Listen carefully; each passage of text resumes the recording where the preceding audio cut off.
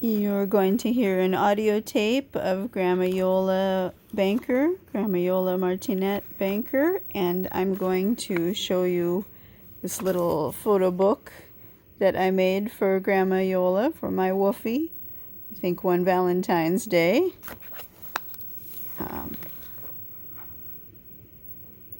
Okay, here we go. This is who her dad worked for. He came to California because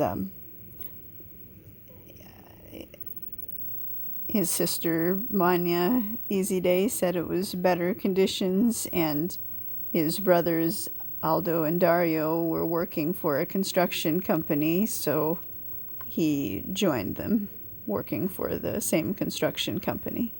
Decided that life was. I just wanted to see. So, yeah. And so they decided that life was too hard for them. And my uncles were starting to work as my two uncles, Aldo and Dario, started to work with the Hove cement construction company. Hove. H-O-V? I don't know. And so there was an opportunity, or there was an opening for a man, and they thought that my dad would like it. To do what? Work in the cement business. And so they sold the store, and in the interim, they went to live with Manya again. So they sold their grocery store, and they were living with Dante's sister Manya Easy Day. They sold the store, and in the interim, they went to live with Manya again. And we're talking about Grandma Iola's parents and Grandma Iole, all three of them, my woofie and her parents. This photo was taken at, I think that's, where is that? Oh, I know, it's at 9835, I think, yeah.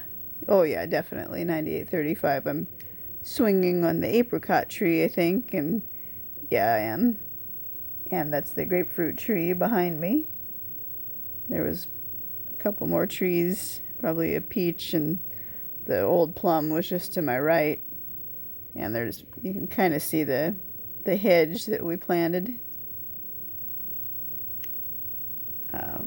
Looks good with green grass there. I don't think it's so green now. And in the interim, they went to live with Manya again. Back in the house place. How long about? Well, I don't know. While they found it, no. While they found out, or maybe they didn't even go back. Maybe they just probably maybe they didn't even go back. I think maybe they just rented a house in Alhambra near there for a couple months. Yeah. Okay. Oh, you might mention somewhere in here that my dad bought a car, learned to drive when he was getting tried to get. He was tired of riding his bicycle, which was 10 or 15 miles into L.A., and then bringing all that stuff back on his bike. All the groceries, he had to, when they had the grocery store, he had to lug all the groceries back from the Central Market in downtown L.A. and go all the way to San Gabriel, and it was just getting too long of bike rides, so it's good he got a truck. I think he bought it for $1. He was tired of riding his bicycle, which was 10 or 15 miles into L.A., and then bringing all that stuff back on his bike. So he bought a little Ford truck for $1, and he didn't know how to drive. Didn't have a license, of course. Did he have to get a license? Well, yeah, I guess he finally did get a license, and then he had a little truck. So he kept that truck? So he kept the truck. Even after they sold the store? did, unless they went with the store. I don't know. I can't tell you that. And anyhow, no, they rented a house. After they left that, they rented a house I think it was near Manya again. But not her place. Not her place, yeah, just close by. Yeah. But In Alhambra. I think it was near Manya again. But not her place. Not her place, yeah, just close by. But not for very long. And then Dad went to work it was very, very hard work. Did he like it at all? Well, it was a job, and he was, I mean, he never looked to be a baker. He never looked. No, how could he? He had a wife and a kid, and no money, No, I mean, like, maybe there was a bakery somewhere, and they said, chef, baker chef wanted. No, he didn't do that. And, No reason why. I don't know why. I don't know why. This opportunity. This opportunity came to work with his brothers. And, so... Aldo and... Dario. Okay. So they were both working as laborers in the whole cement construction company. Like, are we talking about wood or bricks or... Cement. Like, just cement? Just cement. Okay. So they poured the foundation. Yeah, and they did foundations. They built a lot of sidewalks in San Marino, all around. There were no, he'd get like contracts from the city to build sidewalks for the cities. He did that and just did a variety of things that required cement. And it was a job, and he was glad for the job. It was very, very hard work. And they were so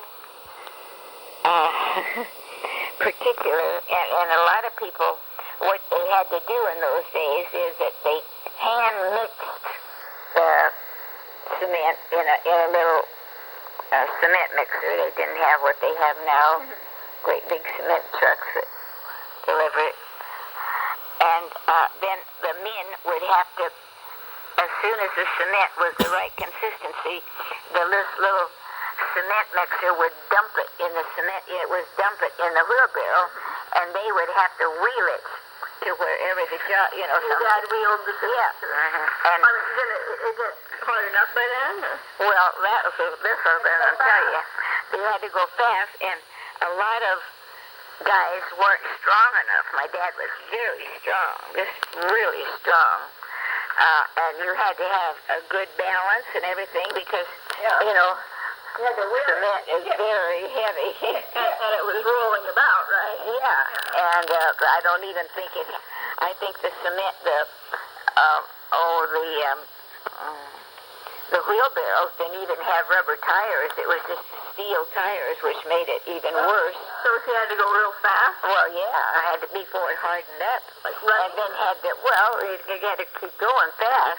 Like how was it? And then you'd have to tip it over, and that probably wasn't too easy either. So how far did you have to take this? Well, probably, depending on where the job was, it would have to, they usually would put some planks down so they could go on the planks. Like a fourth of a mile, or? Oh, well, no, not a fourth. But still, that's heavy stuff. Yeah, a lot of heavy things, because the mixer couldn't be right where the job was, But then, at the end of the day, or whenever the job was finished with the pouring of the cement, because that was just first operation. Because then the mix guy, he would spread the cement, and he was the cement finisher. Your dad? No, not yet, because he was still an apprentice. Okay. But if you didn't wash the wheelbarrow real clean, it would harden up, and you might as well throw the wheelbarrow away. And you would be fired for that.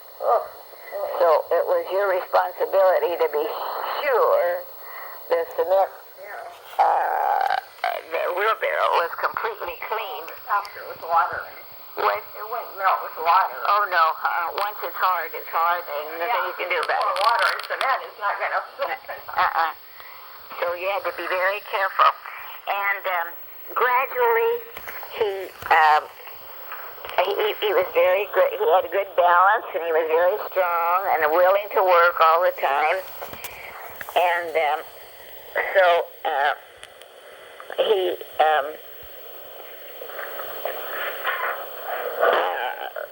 became an apprentice to learn how to finish cement, be a cement finisher.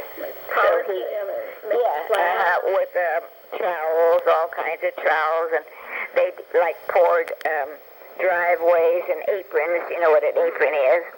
Driveway to the street. Yeah. And Probably. and foundations and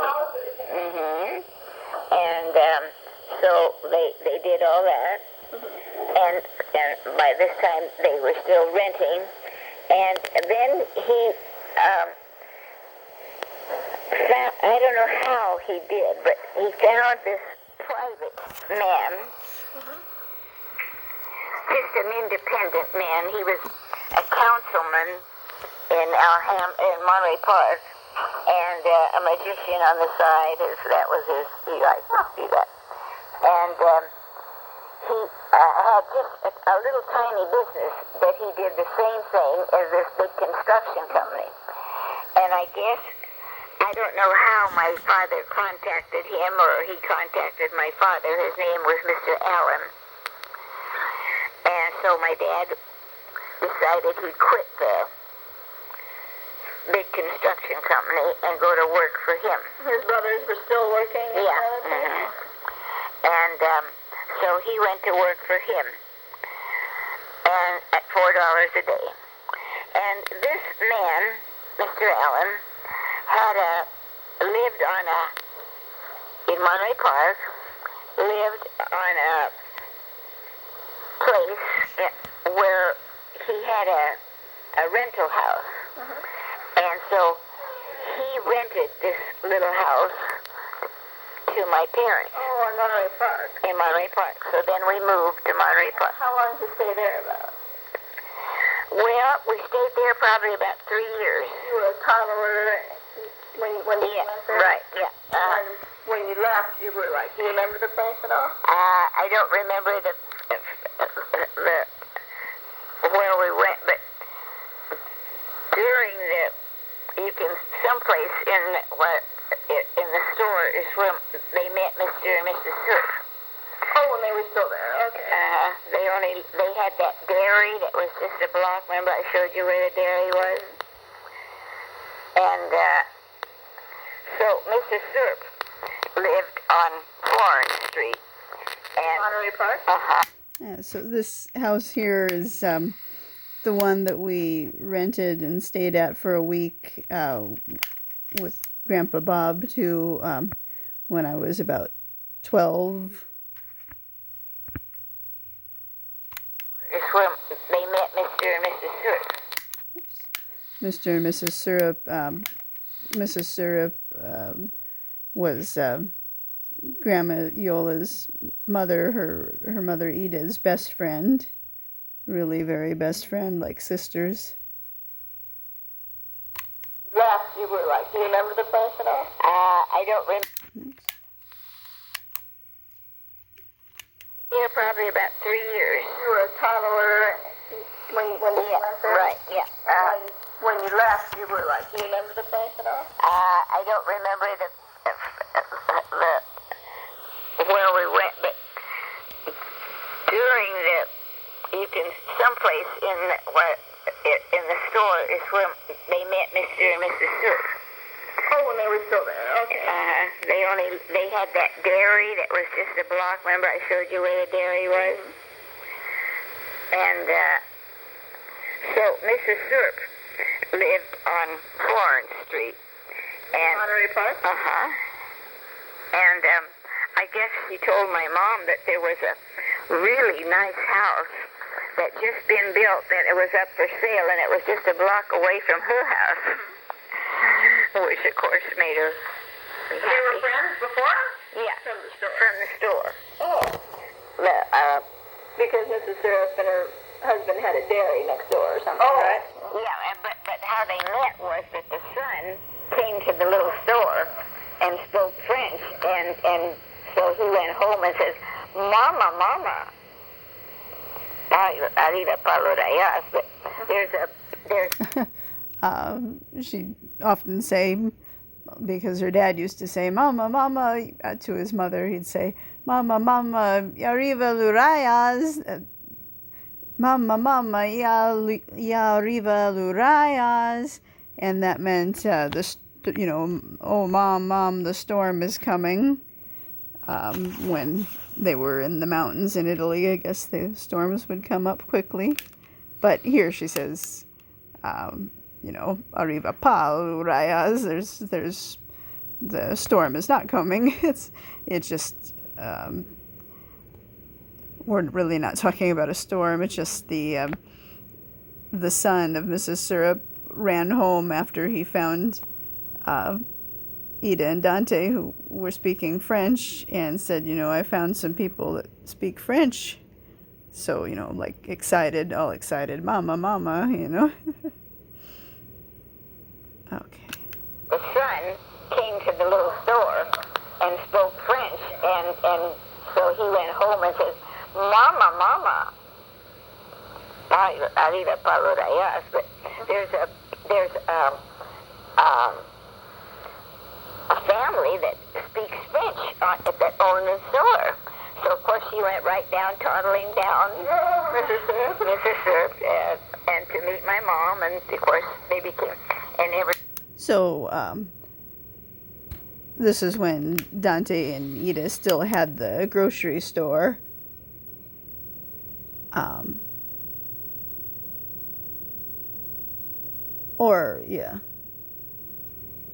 The Mrs. Syrup's son came into their grocery store.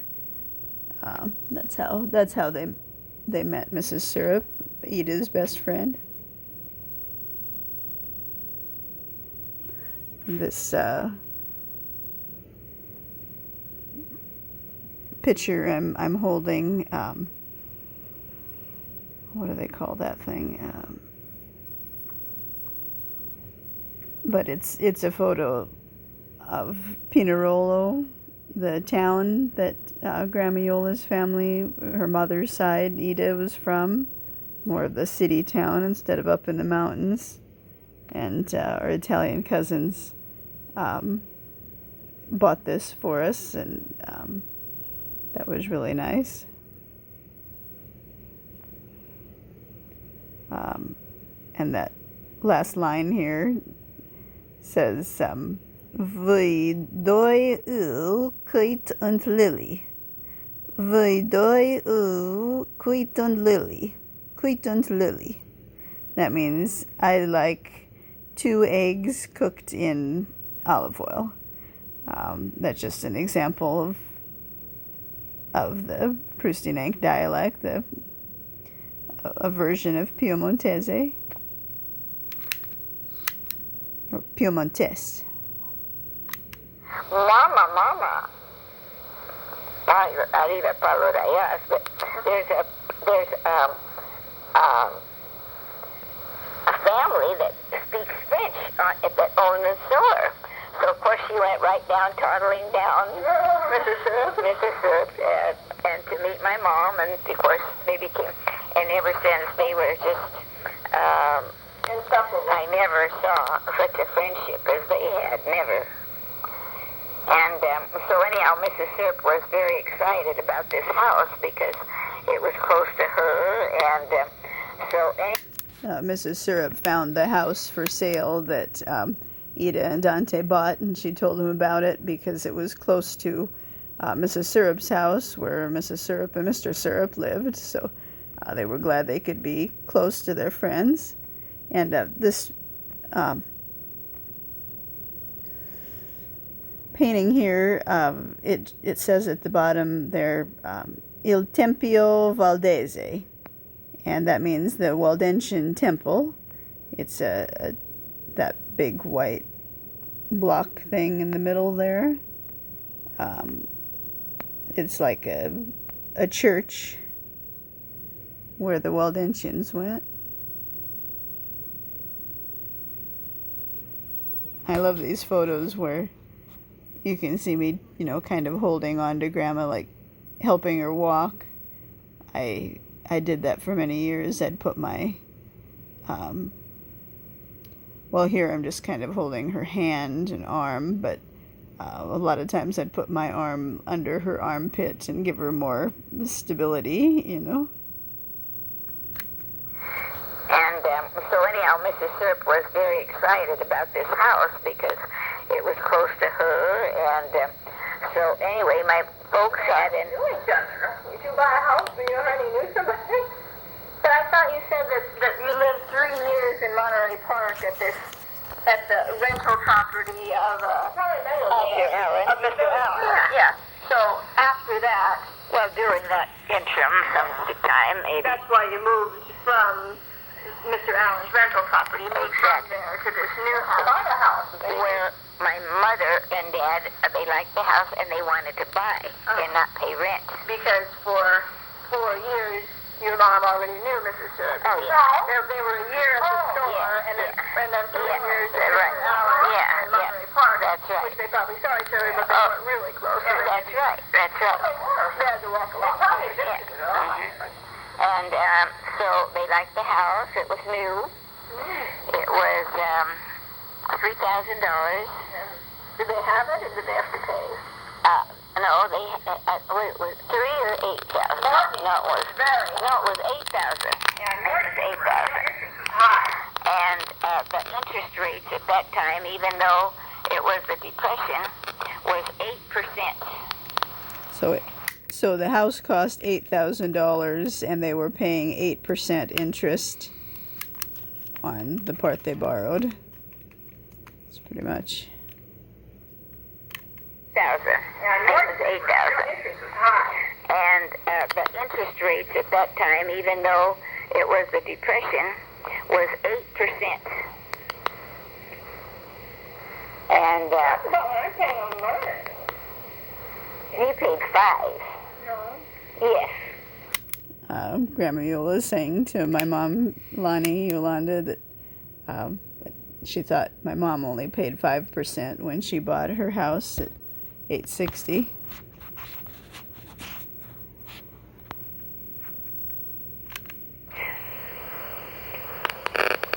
And That's about what I'm paying on mine. he paid 5. Yes. 98.05. Arcadia was 5%. That's why it was so good. Arcadia Avenue? Yeah. Arcadia Avenue was 5%. I'll always remember that. The condo was more. Your condo was more. And yeah, but the interest rates at the banks were about 10 and 12%. And so my mom and dad bought the house, and of course they were most excited about the house. This was their own very first house. I was probably about close to 5 by this time. And that's, yeah. You start school. So you remember the house? Oh, yeah. Well, I lived there until I was 18 years old. 5 to 18. Uh-huh. Monterey Park. What was the address? 407 North Elizabeth. We sure see the house. I'll show you sometime. We've showed you already. Well, she can't remember everything, Lonnie. I remember. Oh, I know. We went to Monterey Park. Yeah. It had a driveway coming down. Yeah, and there was really like small lots, and we like. You said it was there or something. Was it the same house? Or was well, it wasn't the one over in those hills. Oh, that wasn't it. Maybe it was. I don't remember. Show me again. No, they. I knew this plumber. Mom knew him too. And he did work for this lady that built the house, and they added on to the house, and I think they That's so it's bigger now. huh? It's bigger now. Oh yeah, and I think they added more. Well, maybe we didn't go by it. Well, I don't think you can see it from the street. You have to it's added on the back. You have to get out of your car and go look. The front of the house. Oh, sure. And so they bought the house, and so in the meantime, my dad was still working for Mr. Allen and kept working for him until my dad decided to go into buy Mr. Allen. I guess Mr. Allen was thinking about retiring. So I think he offered the business to my father. And by that I mean, I don't think he had to pay him money except for the tools and the car. He had a truck and a wheelbarrow and all that kind of stuff. So in the meantime, before that, my dad studied because he wanted to be a contractor. So he went to school or read about it or someplace, and until he knew all the laws and the regulations, and by that time he could read all the blueprints and what you had to know. And because it's the foundation of your house is your important. It's the foundation of your whole house, So he passed the test, so he became a full-fledged contractor, and times were very, very beginning to pick up. And it was just at the beginning of the war. Oh, beginning? Beginning, Going to be building. And World War II?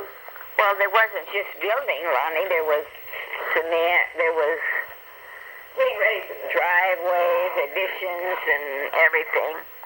So times were very good for my dad at that time because he had 2 or 3 workers that were excellent workers. That makes a difference. Yeah. And they were very thrifty. And so he probably could have expanded his business. Yeah. And I think somebody wanted him to go into partners with him, and they were building like tracts of 17, 18, 25 houses.